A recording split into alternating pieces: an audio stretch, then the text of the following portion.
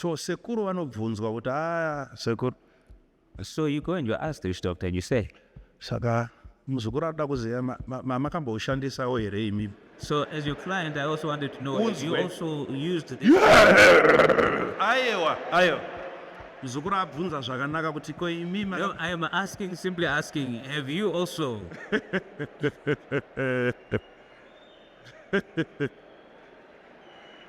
Amudewo here sekuru kushonga. Don't you also want to benefit from this charm? Imombe ngani? How many cattle? Vananoziva nhamba yemombe dzinoripiswa ngozi. Total number. Who here knows the total number of cattle that you pay Pana anayo figure iyoyo. when it comes to avenging spirits? Who has that figure?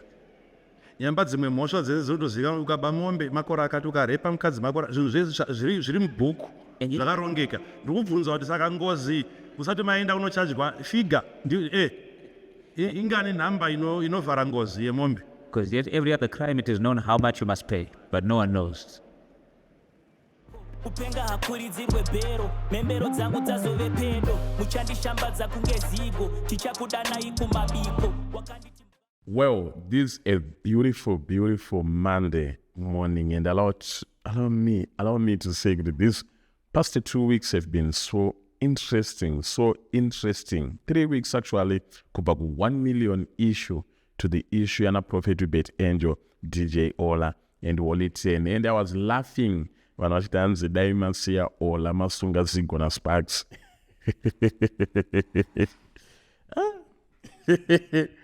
Zagaoma. Well, let's leave that for another day. I'll come with a full review of what actually was happening and how it was happening and what it means for journalism, podcasting, YouTubing, and blogging, etc., etc. Anyway, for today, we've got a video here by Prophet Makandiwa. And Prophet Makandiwa zvaari kuita mazuva ano vari kuita kunonzi kupinda muminda yevanhu, kuita kupinda muminda mevanhu. What is the objective? He claims that he wants to open the eyes of the blind. Who is the blind? We are not talking about the physically blind, but those who are easily deceived, those who have fallen victims, those who have become gullible, those who have been kept in chains because of their ignorance. Vaive vari kunzi havasi kuziva zviri kuitika, vari kurohwa chadona paHarare nema-fake prophets. But my topics avari kubata are quite controversial in the sense yekuti zvimwe zvinhu zvacho zvinhu zvatabeliever for quite long, like nyaya yengozi. But Prophet Makandiwa dismisses it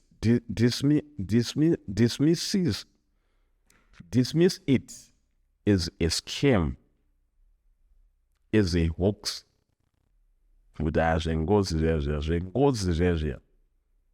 actually want you to watch that video of Prophet Makandiwa talking about this, and then I'll put video Tungwa Masango talking about the same reply apana wengozi kuti ngozi iriko here kana kuti haiko. And I'm inviting ng'anga nemaprofita vane chiremerera muZimbabwe, those who have got a voice which can actually be authoritative or worth listening. Handisingoda tung'anga turi kuseri kwemuti, tung'anga tumwe tete turi kudzidzira chinhu. I want ng'anga dzine zita, ng'anga dzine chiremerera, ng'anga dzine track record, maprofita ane zita, maprofita ane track record. Those are the people I want to discuss with on this issue yengozi. Kuti kana ngozi iriko inoripwa sei, inopedzwa sei. Mapastor, do you believe kuti ngozi iriko? And chii chinonzi ngozi pachirungu vanenge vachiti avenging spirit. Kudzinga dhimoni kunoita kuti ngozi iperere, kuinamatira kunoita kuti ngozi iperere, kukumbira regerero kuna Mwari kunoita kuti ngozi ipere here, kubvisa mombe kunoita kuti ngozi iperere. Uye itomboriko here kana kuti this is a long existed chadona, it's come yaitika for quite a long time. vanofarira tumagames twepamafoni twana dhaladhala kandege chichichichi tambai paspin city munogona kuita mari nhasi. Register in link nandaisa mucomment section and use my promo code zigo. Use my promo code zigo. Unogona kuswera waita mari kana kurohwa unatanga nedola so uchitshaya zvinhu zviedzwa chemberi kwachivi yakakanga mabwe kasera moto, then kana waona kuti uri kuita tumari unotanga kuisawo mari 100 uchiona zvakamira sei.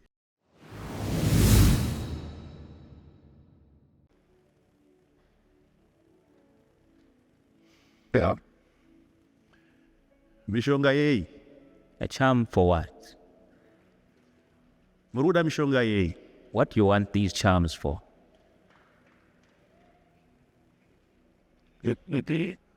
Angataure muruda mishonga yei? Let's discuss this. What do you want a charm for? Uda kuitisei? What do you want to do?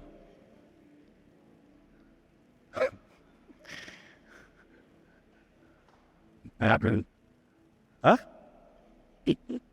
Uda kuitisei mishonga? What do you want to achieve through that charm?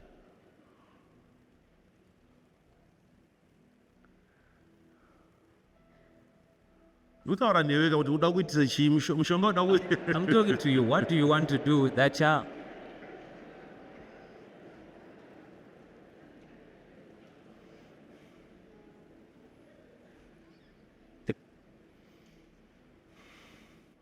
So sekuru vanobvunzwa kuti sekuru. So you go and you ask the witch doctor and you say, Saka muzukuru anoda kuziva makamboushandisawo here imi? so as your client, I also wanted to know if you also used this. Aiwa. Muzukuru abvunza zvakanaka kuti ko imi No, I am asking, simply asking, have you also?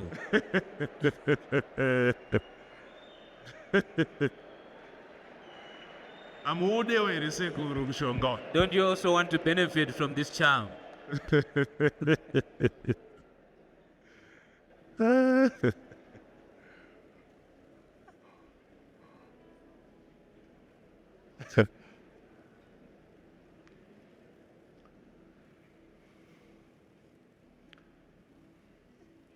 Pfuma yese inopera muchiripa ngozi. You'll finish all your wealth simply being penalized by avenging spirits. Ndiani asina hama yakamboraya munhu pano? Who here doesn't have a relative who's once killed someone? Spiritual. Autozizati sekuru wako anga ari musoja, anga ari war vet. You don't even know that your grandfather was a soldier, he was a war veteran.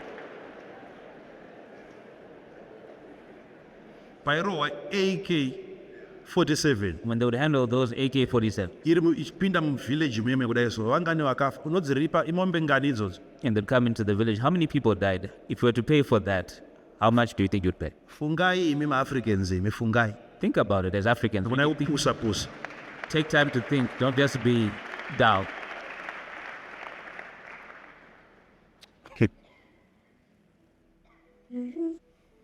Iwe nguva yehondo kana akuzoti kuna ngozi. It was wartime. Who told you that even in that time there are no avenging spirits?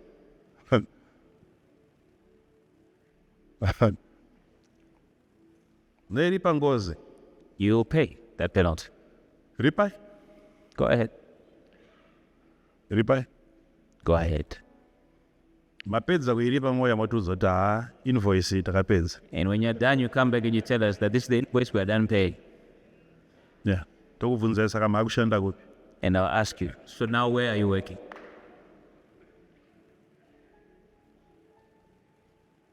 Kwanda chivanhu chokubatira padenga vamwe venyu vana.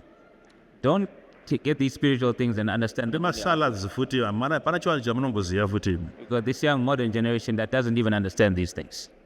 Chikai rice ne chicken makanyararo. Go eat rice and chicken quiet.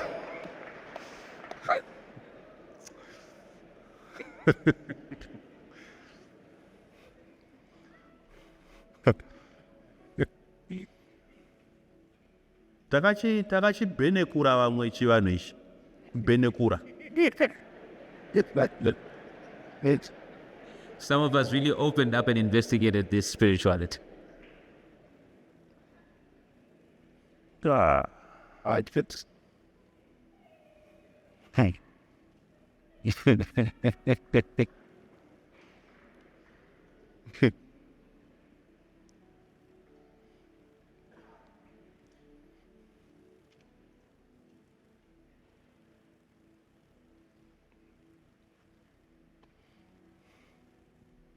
Imombe ngani? How many cattle? Vananoziya nhamba imombe dzinoripiswa ngozi. Total number. Who here knows the total number of cattle that you pay Pana nayo figure iyoyo. when it comes to avenging spirits? Who has that figure? Nyamba dzimwe mhosva dzese dzinotozivikanwa ukaba mombe makore akati ukarepa mukadzi makore zvinhu zvese zviri mubhuku zvakarongeka. Ndiri kubvunza kuti saka ngozi usati maenda unochajwa figa ingani nhamba inovhara ngozi yemombe. Because yet every other crime it is known how much you must pay, but no one knows.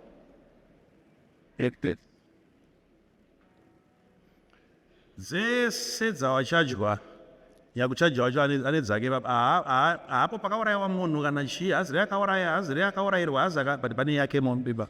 Of all the cattle that you've been charged, even the one charging you has got his own stake, his own share in that. And yet he's not involved in the crime, and yet he wants a share.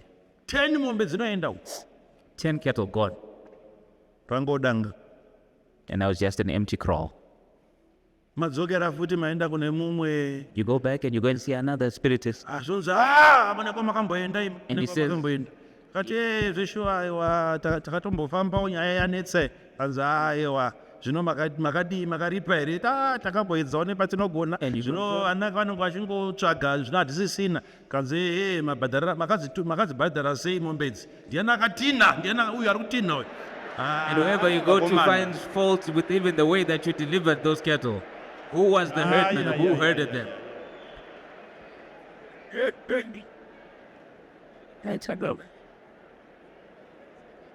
Hey.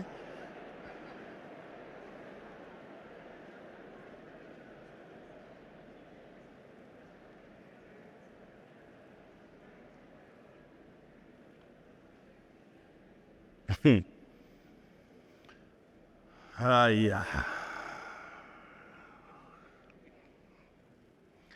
Hanzi enda udovhura meso avo.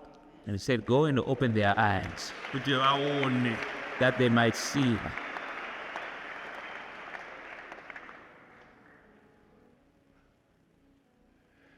An order.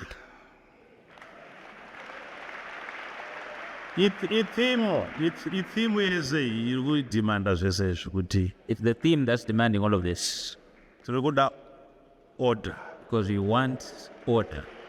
Ladies and gentlemen, nhasi ndiri kuchinhoi namutumwa Masango vane gungano raya rataitaura nezvaro ende vanhu vauya neuhwando hwavo. Mutumwa Masango, togamuchirai. Aiwa, togamuchira kumaziko tikuti Mwari akuchengetei nofamba kwamaita kuya uchinhoi.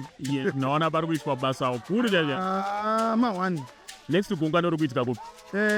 Tichange tiri munzvimbo yeChegutu.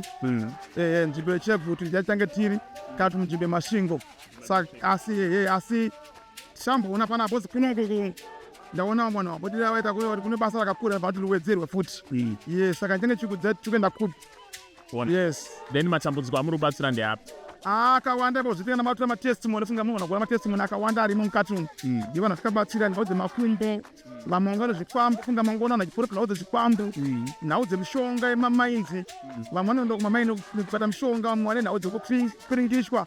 Saka hakune nyaya dzakawanda dziri kuitika kuna kuchinhoi. Wanatiko maprivate chiri kuitira kurugare? Maprivate tiriko kurugare pa-AC 35 papo.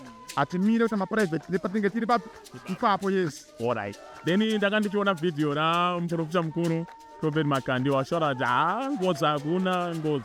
Alright, izvo zvimaona panapa tiprofita muchinda kuti ane mudzimai vakada kuzvisingirira. Kana zvisingira mudzimai panhau yengozi ichaitika. Ngozi iriko. Inonzi ngozi ndo chinhu chiriko. Inyaya kuti wakaona munhu asingamuke ngozi, inyaya kuti unenge usina kurayira munhu unenge usina kuuraya munhu asina kugadzirwa ba. Pane vanhu vanomuka papa kuti haurayiwe ba. Saka ngozi iriko kwete ndichana ba, ngozi iriko. Ngozi ndo iriko. Ko vamwewo vemuZimbabwe vari kufira kuSouth Africa vari kurayiwa nemarobhats kuSouth Africa. Hatisi kuzoona marobha acho achitanda. Dzimwe dzenguva anoita ngozi munhu iwe, asi nyaya kuti hamuzongoona kuti aita ngozi chete. Saka ona kuti anozoramba achiuraya vanhu vakawanda futi because of ingozi ndo ngozi yacho iyi. Saka uzoti family pavo kutopera zvinhu vanenge vasina kuzvitarisira kuti vachazviita panzvimbo yakadaro handimapona. Saka ngozi mahwani iriko.